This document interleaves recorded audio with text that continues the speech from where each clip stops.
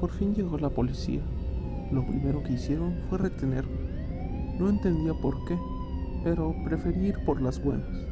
Aunque en esos momentos necesitábamos actuar rápido. El tiempo era de vital importancia para el niño. Por más que quise dialogar con ellos, ninguno pareció importarle lo que dijera.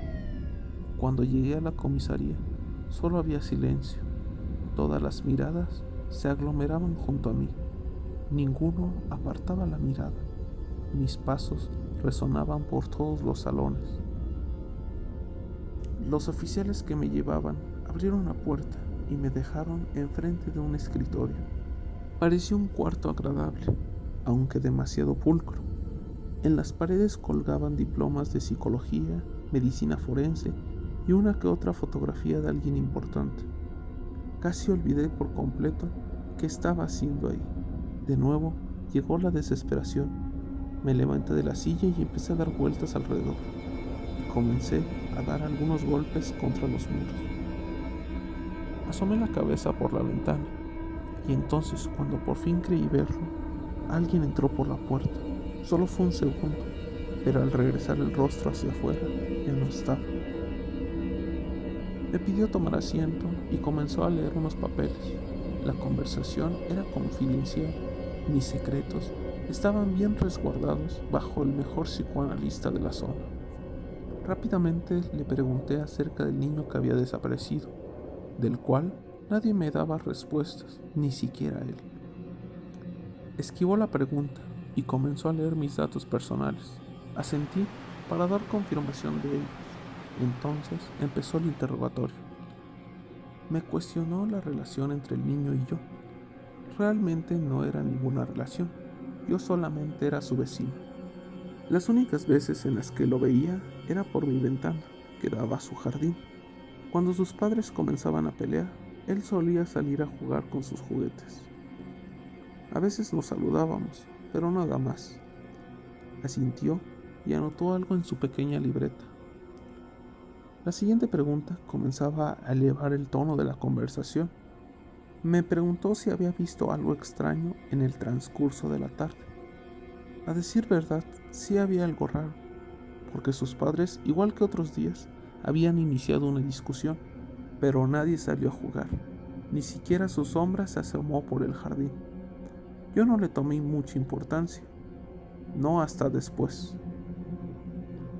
Volvió a sentir y escribió otras notas. La pregunta que formuló iba directamente hacia mí. La respuesta obviamente fue no. Jamás había usado cualquier tipo de droga y estaba rotundamente en contra de ello. Era entrenador de fútbol, por lo que ya había tenido desagradables encuentros con ellas. Escribió en su libreta que ya comenzaba a molestarme, pero no tanto como la situación que se empezaba a formular. Cuando empezó a decir la siguiente acusación, se me empezó a tensar el cuerpo. Por fin entendía la situación. Se me estaba culpando a mí de la desaparición del niño. Fue entonces cuando una ola de recuerdos me azotó. El niño solía jugar con su amigo imaginario. Hablaba tanto con él que a veces se los imaginaba a ellos dos jugando y riendo. En esa misma tarde creía haberlo visto. Primero, afuera de la casa de sus vecinos, y la segunda, afuera de la habitación donde se le estaba culpando de secuestro. Le relaté los sucesos sin olvidar ningún detalle. Hizo un gesto burlón y anotó su última frase en la libreta. Furioso, se la quité de entre las manos al supuesto doctor.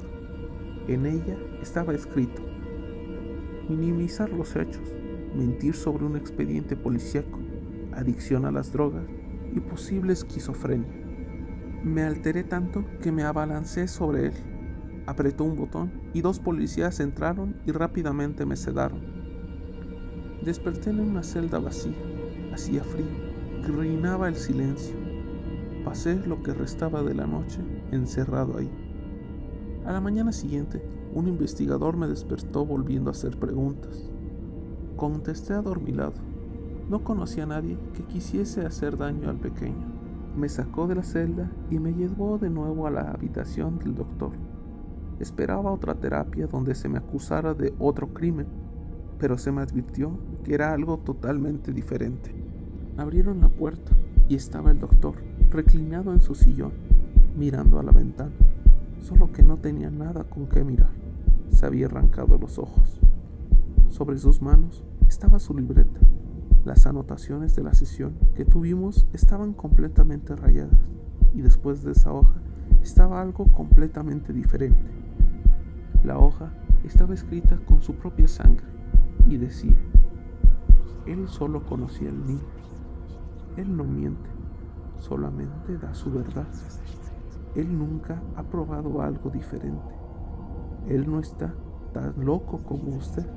Si no me cree, mire su ventana. Retrocedí del horror de la escena.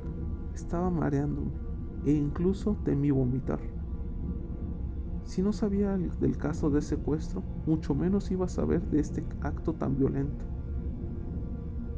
El investigador me creyó y me llevó a casa. Me pidió que a la menor duda o cualquier pista le llamara personalmente a él. No salí en todo el día de mi habitación y por la noche se empezaron a oír risas afuera de mi casa. Estaba tan oscuro que decidí sacar una linterna. Apunté a mi patio, pero no había nadie. Entonces cometí mi último error.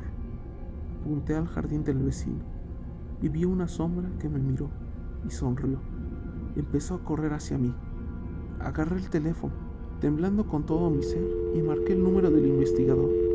Contestó al tercer tono y rápidamente le dije que alguien estaba en mi casa.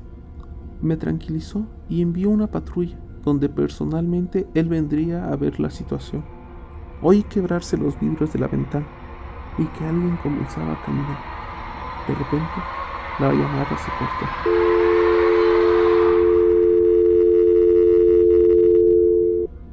El informe policial describió el homicidio como algo sumamente violento. Las partes del cuerpo del entrenador estaban tiradas por la habitación. Había sangre por cualquier rincón. Al pie de su cama había una nota donde ponía: él tuvo la culpa, no debió asomarse al jardín.